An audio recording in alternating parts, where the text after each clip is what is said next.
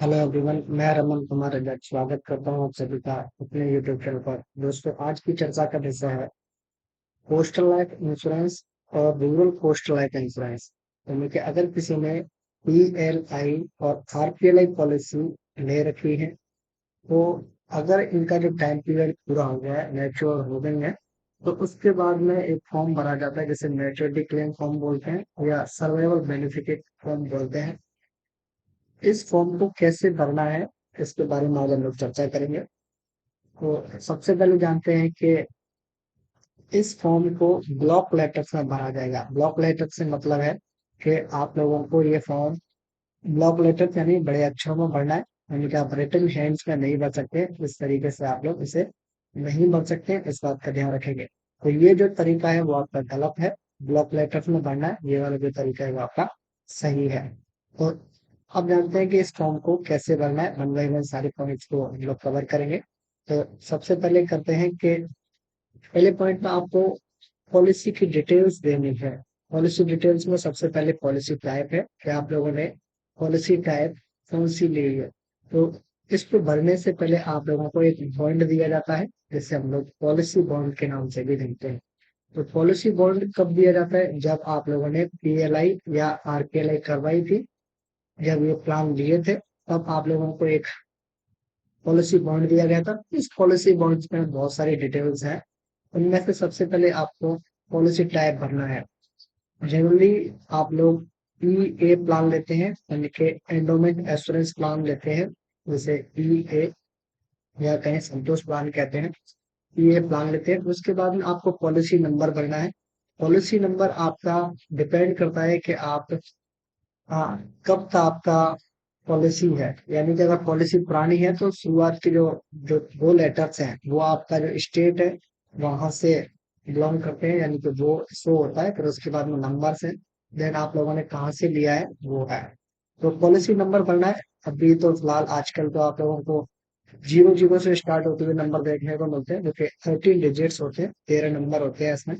वो आपको भरना है। तो पॉलिसी नंबर भरने के बाद में इसमें नेम ऑफ इंश्योरेंट का मतलब है कि जिसके नाम से पीएलआई या आरपीएलआई ली गई थी, जो बीमा करवाया गया था, उनका नाम आएगा।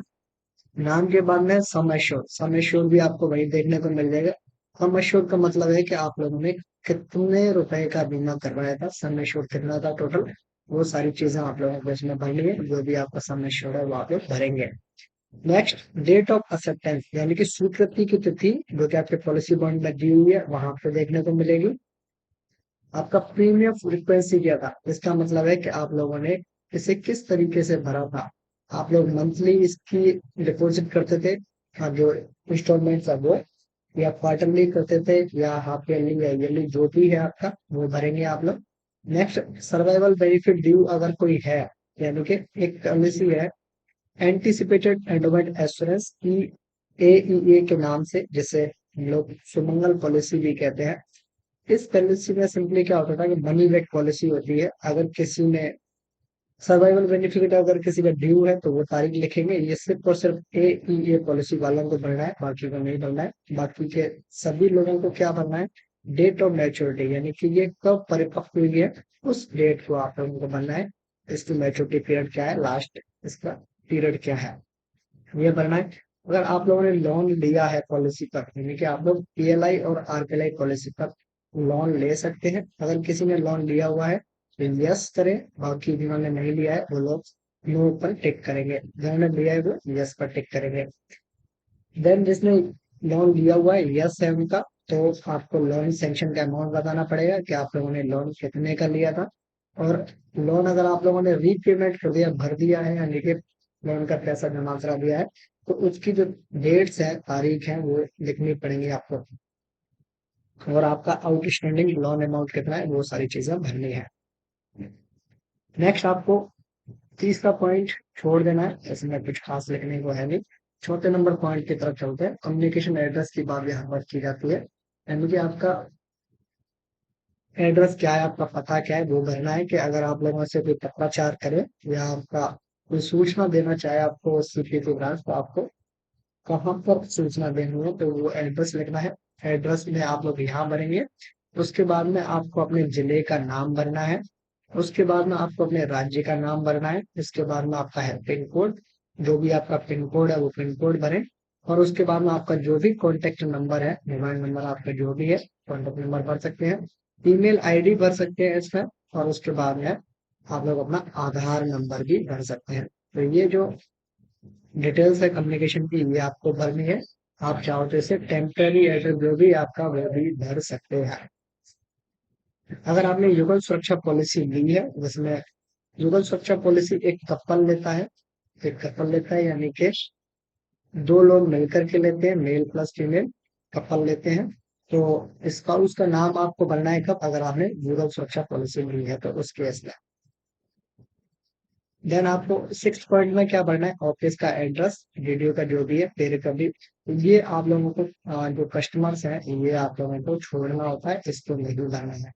नेक्स्ट आप लोगों को 7 नंबर पॉइंट पे देखें, तो आप लोगों को अकाउंट डिटेल्स है। अगर आप पेमेंट नेट या क्रेडिट से चाहते हैं, बैंक अकाउंट डिटेल्स दे रही है, दूसरी तरफ पोस्ट ऑफिस का जो सेविंग अकाउंट है उसकी डिटेल्स दे सकते हैं। इनमें आपका अकाउंट नंबर है, इसके बाद में अकाउंट टाइप कौन सा है, सेविंग है कि करंट है, वो भरना है। अकाउंट होल्डर का नाम भर सकते हैं, यहाँ पर भी अकाउंट होल्डर का नाम है, यहाँ पोस्ट ऑफिस का नाम है।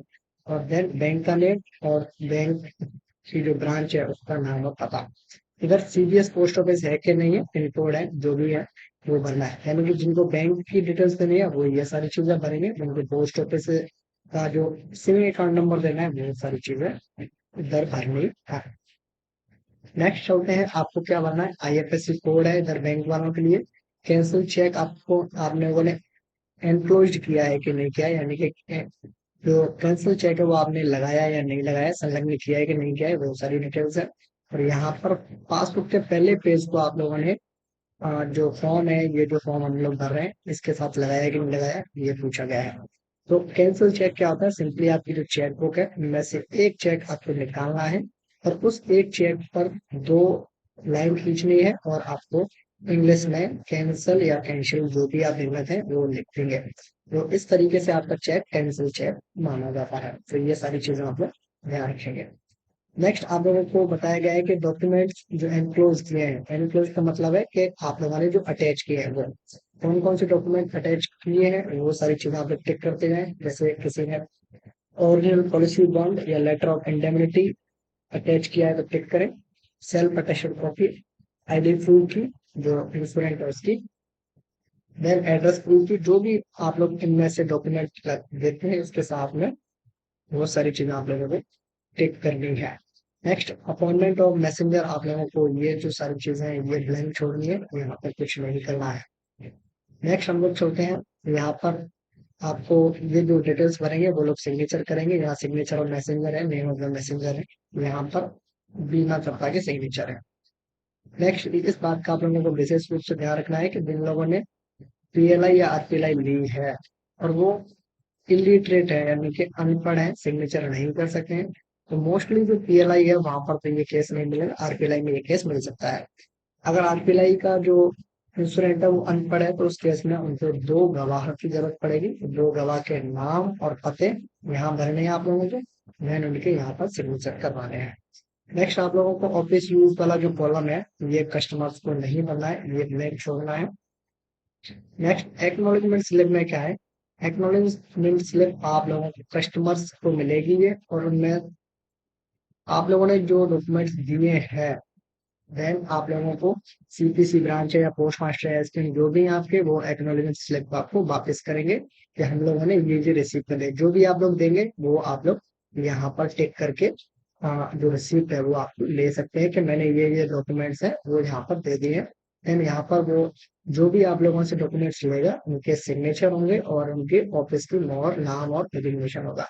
ये सारी चीजें एज ए कस्टमर आप लोगों को फिल करनी है, ध्यान रखना है। और सेम आप लोगों को ये ध्यान रखना है कि ये जो फॉर्म है ये दोनों ही पीएलआई और आरपीएलआई दोनों के लिए वर्क करेगा, दोनों के लिए काम करेगा, इस बात का आप लोग ध्यान रखेंगे। और ये फॉर्म जब काम करेगा जब आपका पीएलआई और आरपीएलआई जो पॉलिसी है वो मैच्योर हो रही है, यानी कि मैच्योरिटी हो रही है। अन्य केसेस के लिए अलग अलग फॉर्म है जिनके बारे में हम लोग अलग से चर्चा करेंगे। तो जितने भी केसेस बनेंगे, फॉर्म्स बनेंगे आपके, उनके बारे में हम लोग नेक्स्ट वीडियो में चर्चा करेंगे।